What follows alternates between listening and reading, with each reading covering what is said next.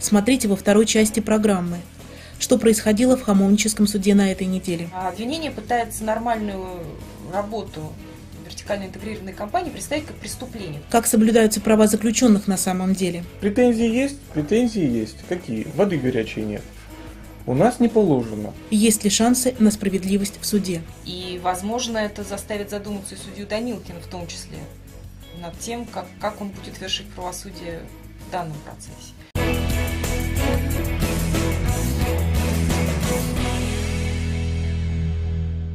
А известна ли реакция Михаила Ходорковского и Платона Лебедева на события с Сергеем Магнитским? Ну, они, естественно, знают об этой ситуации, но, естественно, они удручены и очень сильно переживают из-за того, что молодой человек погиб, в общем-то, в таком возрасте. И, опять же, вот Дмитрий сказал, что он еще ни в чем не признан виновным. Это невиновный человек, и вот трагедия и ужас ситуации в том, что у нас в стране невиновные люди содержатся вот именно в таких условиях. Гораздо худших, чем люди, которые осуждены и признаны преступниками. Да, это абсолютно. Это же абсолютно, вот мы как адвокаты с Еленой, мы это понимаем и видим это в своей работе каждодневно. Это при том, что даже президент страны уже сказал о том, что по экономическим преступлениям не надо избирать меру пресечения в виде заключения под стражу. Это делается все равно, и вот так же вот и не освобождают людей, которые находятся под Мне стражей. кажется, что его просто никто не слушает. Ну, может быть, конечно. Президент страны говорит, не надо сажать по экономическим преступлениям. Верховный суд в пленуме говорит, ребят, давайте разбираться в каждом конкретном случае. Председатель Московского городского суда и та сказала, что по экономическим преступлениям не надо сажать. Всем все равно.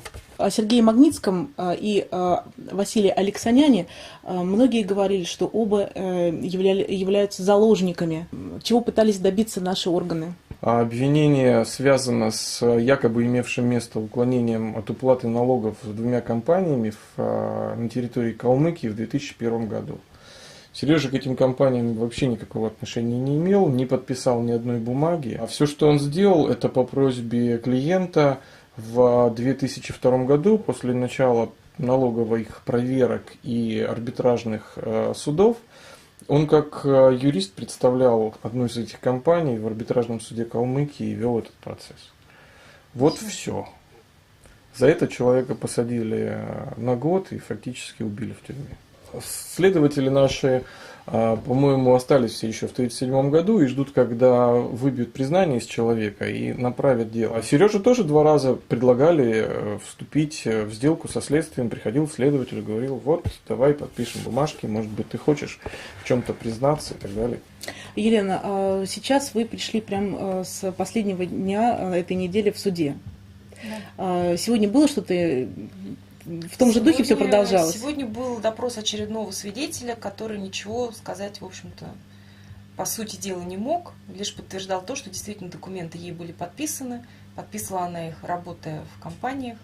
Ну, в общем, мы все время говорили о том, что обвинение пытается нормальную работу вертикально интегрированной компании представить как преступление. То есть все, что там делалось, это преступление. Вот они и продолжают в том же духе представлять таким же образом доказательства. Пока еще ни одного человека не допросили, который бы вообще сказал хоть что-то о тех обвинениях, которые были предъявлены. Любопытно, что из зала номер 7 Хамовнического суда на днях продолжают выносить скамейки для публики. Не пополнилось? Нет, не пополнилось. Более того, вчера пришло очень много народа, студентов очень много приходит сейчас смотреть за процессом. И места всем не хватало.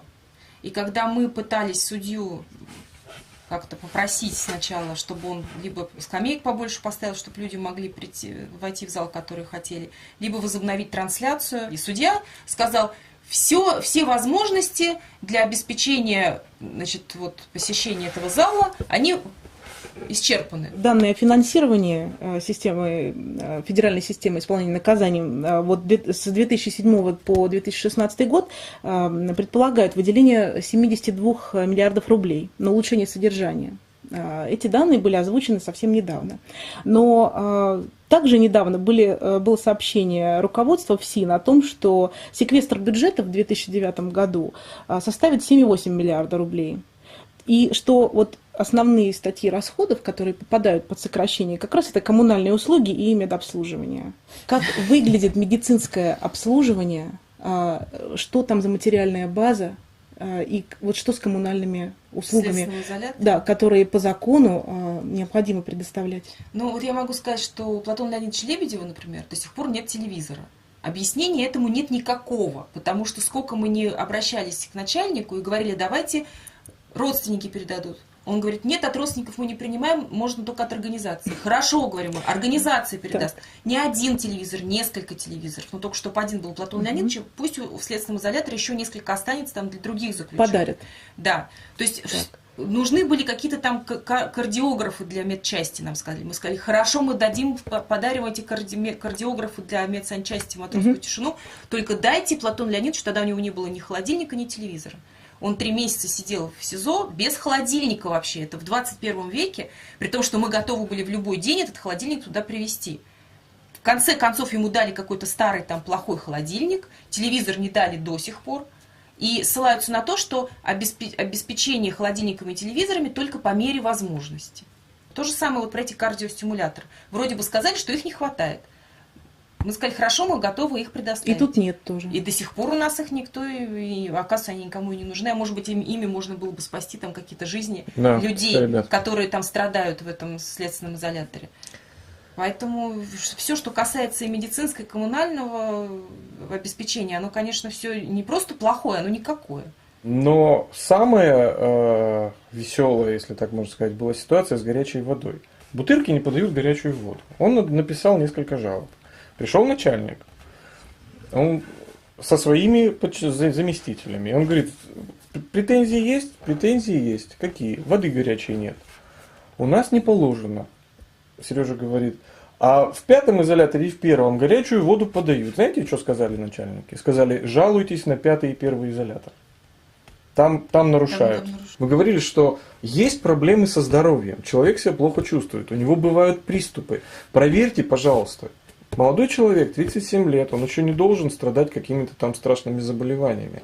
Но когда это в течение 4 месяцев никто не делает, когда человека каждые 2 недели переводят в камеру, где на полу вода, в камеру, где нет окон, просто издеваются. Потом положили в эту так называемую больницу, да, но если разобраться, что это такое, то лучше бы они его оставили в общем коридоре, в обычной камере. Потому что за 2 недели до смерти он мне говорил, Дима, вот ты себе не представляешь, что это такое. Это, говорит, камеры, где мы находимся по 2, да, их закрывают, и закрывают здание и уходят. Там нет вообще никого. Не то, что медика, там даже нет простого охранника. Ты будешь умирать, и тебе никто, даже никто тебе не поможет. Сегодня к нашей программе из интернета пришли вопросы. Ирина спрашивает, есть ли шанс выйти на свободу Ходорковскому и Лебедеву при этой власти? В какой мере Страсбургский суд по правам человека может повлиять на положительный исход этого позорного процесса? Мы, как адвокаты, стараемся делать по максимуму все, что можно, да, для того, чтобы, как минимум, для того, чтобы зафиксировать все нарушения, как Платон Леонидович говорит, чтобы либо при моей жизни, либо при жизни моих детей и внуков я был реабилитирован. Надежда есть на то, что будет признан несправедливым тот суд, который был первый. И, возможно, это заставит задуматься и судью Данилкина в том числе над тем, как он будет вершить правосудие в данном процессе. Тут недавно один басманный суд в одном из решений написал следующее. Ссылка защиты на постановление Конституционного суда не является убедительной. Поэтому решение Страсбургского суда для судьи Данилкина может вообще ничего не значить. Что ж, термин «басманное правосудие», к сожалению, плотно сидит в нашем лексиконе как раз с начала дела ЮКОСа.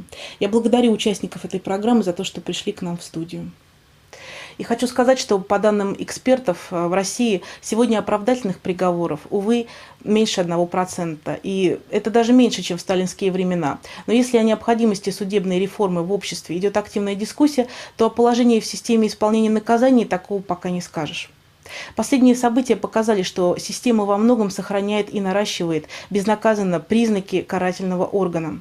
О том, как будет развиваться ситуация с положением заключенных и о том, что будет происходить в Хамовническом суде в зале номер 7 в наших следующих программах. С вами была журналист Дарья Пыльнова. До свидания.